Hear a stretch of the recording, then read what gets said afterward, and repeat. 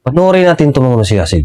Ang isang bus driver na kumakain sa karinderya sa tabi ng kalsada, tinikitan ng isang enforcer mga masigasig. At nakiusap ito na huwag na tikitan mga masigasig. Panoorin natin ang buong video mga masigasig. Kumakain ng tao, titikitan nyo. Magkano tikit nyo? Mababa, 1 to 1-1? Oh, sa pamilya namin, magkano naiwan ko kahapon? 350 lang. Sa totoong buhay, isang ikot lang po ang ginagawa ng mga bus ngayon. Kasi, 350 na lang ang naiuwi niya sa kanyang pamilya yun ang mga totoo. masigasig. Hindi po ako nagagalit. Nilaloud speak ko lang para maintindihan. Kasi kung mahina ang salita ko, hindi tayo magkakaintindihan. Pasensya na po kung nagsasagot ako sa inyo.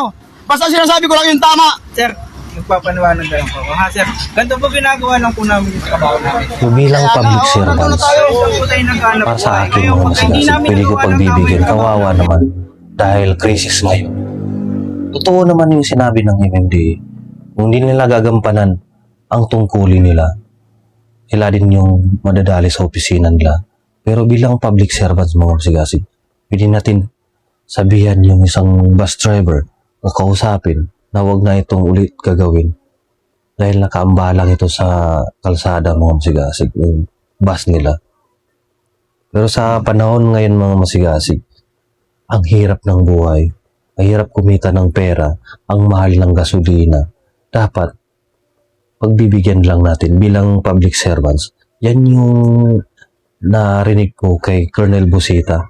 Hindi naman kailangan naka-uniform tayo, maging maigpit tayo. Unawain din natin yung kapwa natin, lalong-lalo na paghirap ngayon mga masigasig. Ayun lang mga masigasig, saludo ko sa inyo.